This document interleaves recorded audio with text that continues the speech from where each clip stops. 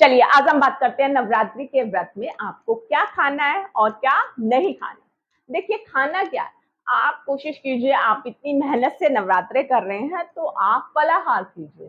फलाहार का मतलब होता है कि अन्न का त्याग करना, और 9 दिन तक जब आप फलाहारी रहते हैं ना, तो उससे आपका शरीर हल्का हो जाता है और जो आपके शरीर में पंच तत्व होते हैं वो एक्टिवेट हो जाते हैं। और आपकी सोल जो है उस टाइम पे जितनी पवित्र होती है ना, शायद ही किसी टाइम पर होती हो। अब दूसरी चीज सुनिए, देखिए जो अन्न होता है जो हम हमेशा पूरा साल खाते हैं या यूं कहिए पूरी जिंदगी खाते हैं, सिर्फ 9 दिन ऐसे होते हैं कि जो हमें फलाहारी ही होना चाहिए। और दूसरी चीज देखिए कि जब आप व्रत रखते हैं ना, तो आप कोशिश कीजिए कि आप साबूदाना, कुट्टू का आटा, सामके का आटा, सेब, केला, पपीता, कोई भी फ्रूट है, इस टाइप की चीजें खाएं। और दिन में अगर आप बीमार रहते हैं तो एक अलग बात है कि आप दिन में 2 बार खाना खाइए, वो एक अलग मैटर है।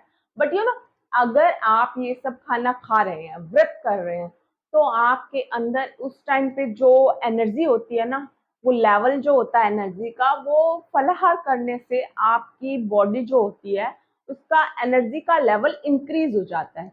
और जो आप आफ्टर 9 डेज के बाद जो खाना लेते हैं ना, या उससे पहले जो खाना खाते हैं, तो हमारा जो एनर्जी लेवल होता है ना, वो अप होने के बजाय डाउन होता है।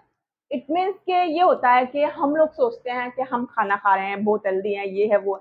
ये उपवास रखने का कारण क्या है और क्यों बनाया गया है? देखिए, साइंटिफिक रीजन मैं आपको साथ-साथ बता रही हूँ। जो हमारी हेल्थ होती है ना, ये हमारे ग्रंथों में बताया गया है, ये मैं खुद से नहीं कह रही हूँ। जो हमारी हेल्थ होती है ना, उसमें जो हमारा लीवर होता है, वो डैमेज हो जाता है कंटिन्यू। हम उसके अंदर एक तरह से मशीन की तरह लोड करते जाएंगे और कुछ भरते जाएंगे खाने में। तो आपको मालूम है क्या होगा? आपका लीवर डैमेज हो जाएगा, आपके हार्ट में प्रॉब्लम हो जाएगी, कुछ वेनस ब्लॉक हो जाती है। बट आप एक चीज मालूम है, हमारे हिंदू धर्म में कितनी अच्छी चीज है कि हम उपवास करते हैं, व्रत करते हैं, तो उससे जो हमारी बॉडी है ना, वो प्योरीफाई हो जाती है। तो ये एक रीजन है कि हम उपवास करते हैं। ये हम अपनी खुशी के लिए करते हैं, किसी को दिखाने के लिए नहीं करते। तो समझा फलहारा होने का क्या बेनिफिट है, उपवास करने का क्या बेनिफिट है। तो आप कहीं जाइएगा मत, उपवास रखना भूलिएगा मत, जरूर रखिएगा। आप चाहे तो पूरे नवरात्रे रखें, आप चाहे फर्स्ट रखें, लास्ट रखें, ये आपकी मर्जी है। बट मैं आपको फिर भी यही कहूंगी कि आप नवरात्रे जरूर रखें। ये जरूरी नहीं है कि आप 9 के 9 रखें, आप फर्स्ट और लास्ट रख सकते हैं, आप कोई 2 रख सकते हैं, फर्स्ट और सेकंड ऐसे भी रख सकते हैं। बट आप नवरात्रि जरूर रखिए, ये आपके घर में जो खुशहाली का माहौल है वो लेकर आएंगे। आपके घर में जो कलेश है ना, वो हमेशा के लिए छू मंतर हो जाएगा। इसीलिए कभी भी मत भूलिएगा कि हम उपवास क्यों करते हैं, साइंटिफिकली भी, बॉडी वाइज भी, अपनी बॉडी को प्योरीफाई करने के लिए हम सब कुछ करते हैं।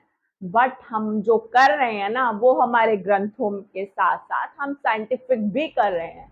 तो प्रैक्टिकल होने के साथ साथ हम जो काम करते हैं ना, वो हमारी लाइफ में जो पॉजिटिविटी लेके आता है, वो शायद ही आपको कहीं मिलेगी। तो आप समझ ही गए होंगे कि हम ऐसा क्यों कर रहे हैं, जरूर समझ गए होंगे। और अब आप समझे कि आपको फलाहार खाना है। हाँ, एक खास बात, आप नवरात्रि के 9 दिन ना लहसुन प्याज घर के अंदर बिल्कुल मत लाइए। और आपके घर में जितने मेंबर हैं, कोशिश कीजिए उन्हें समझाइए कि 9 दिन आपको तामसिक भोजन में ये काउंट होता है, इसको मत खाइए। आपके घर में सुख शांति के लिए बहुत जरूरी है ये।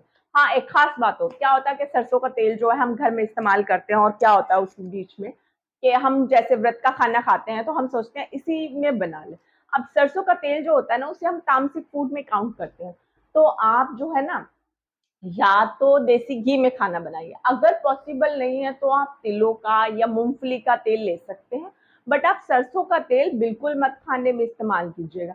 इससे क्या होगा कि जो प्योरिटी के साथ जो व्रत कर रहे हैं, जो उपवास कर रहे हैं ना, वो आपका 100% कंप्लीट हो जाएगा।